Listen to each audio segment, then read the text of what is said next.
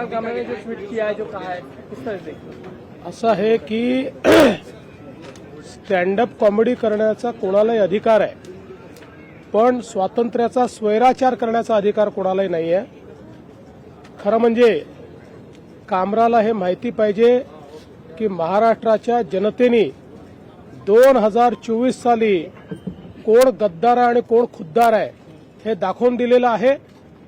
कोणाकडे स्वर्गीय हिंदू हृदय सम्राट शिवसेना प्रमुख बाळासाहेब ठाकरे यांची विरासत गेली हे जनतेने ठरवलेलं आहे.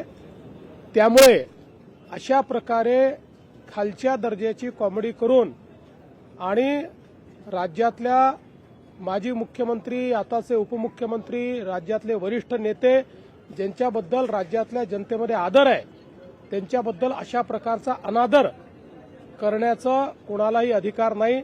हे अत्यंत चुकीचं आहे. तुम्ही जरूर कॉमेडी करा, तुम्ही व्यंग करा, पण जर अपमानित करण्याचं काम जर कोणी करेल तर हे सहन केलं जाणार नाही. हे अतिशय चुकीचं आहे. कामरांनी माफी मागितली पाहिजे आणि ते जे संविधानाचं पुस्तक दाखवत आहेत त्यांनी जर संविधान वाचलं असेल किंवा संविधानाची त्यांना जर माहिती असेल तर संविधानानेच सांगितलेलं आहे की स्वातंत्र्याचा स्वैराचार करता येणार नाही, दुसऱ्याच्या स्वातंत्र्यावर तुम्हाला अतिक्रमण करता येणार नाही. आणि म्हणून आमची मागणी आहे की त्यांनी या ठिकाणी माफी मागितली पाहिजे. ये जो जिस प्रकार से स्टैंड अप कॉमेडियन कामरा इन्होंने एक गीत के माध्यम से महाराष्ट्र के पूर्व मुख्यमंत्री और विद्यमान उप मुख्यमंत्री श्री एकनाथ शिंदे जी को अपमानित करने का प्रयास किया है, ये गलत है. हम इसकी निंदा करते हैं. ऐसी चीजों को सहन नहीं किया जा सकता. कामरा को मालूम होना चाहिए कि 2024 के चुनाव में जनता ने निर्णय कर दिया है कौन गद्दार है कौन खुद्दार है. और स्वर्गीय शिवसेना प्रमुख हिंदू हृदय सम्राट बाळासाहेब ठाकरे जी की विरासत ये शिंदे जी के पास है, इस पर जनता की मोहर लगी है. तो कोई स्टैंड अप कॉमेडियन खड़ा रहकर इस प्रकार से उनको गद्दार नहीं कह सकता. जनता ने दिखा दिया, जिन्होंने गद्दारी की, जिन्होंने बाळासाहेब ठाकरे के विचारों से गद्दारी की, उनको घर भेजने का काम ये जनता ने किया हुआ है. और मैं ये मानता हूं कि कॉमेडी करने का भी अपना अधिकार है, व्यंग कसने का भी अधिकार है. हमारे ऊपर भी चाहे जितना व्यंग कसिए, इसमें कोई किसी को दर्द नहीं है.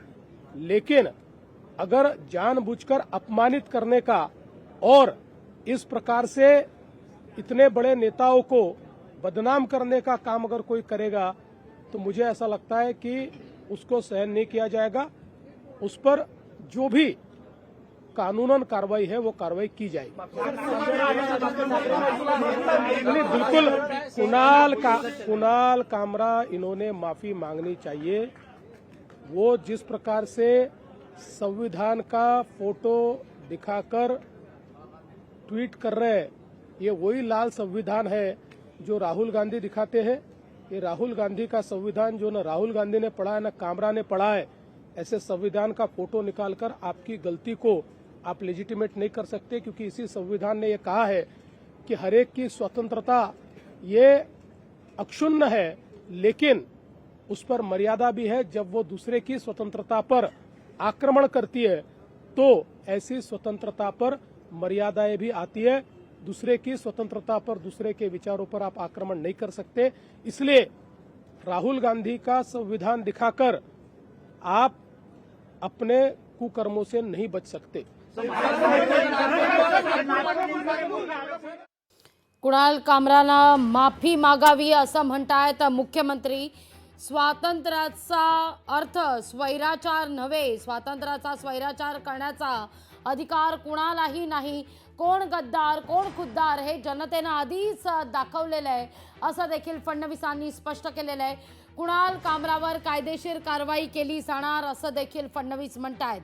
उपमुख्यमंत्री एकनाथ शिंदे यांच्याविषयी लोकांच्या मनात आदर आहे आणि त्याच अनुषंगानं असं वक्तव्य करणं हे अत्यंत चुकीचं आहे असं देखील फडणवीसांनी स्पष्टच केलेलं आहे. अशा गोष्टी, सगळ्यात महत्त्वाचं फडणवीसांचं वक्तव्य, अशा गोष्टी सहन केल्या जाणार नाहीत. तुम्ही स्टँडअप कॉमेडी करा, पण स्वातंत्र्य म्हणजे स्वैराचार करण्याचा अधिकार नाही, हे फडणवीसांनी आज स्पष्टच केलेलं आहे. लोकशाही मराठी ऐका, पहा, जागरूक रहा.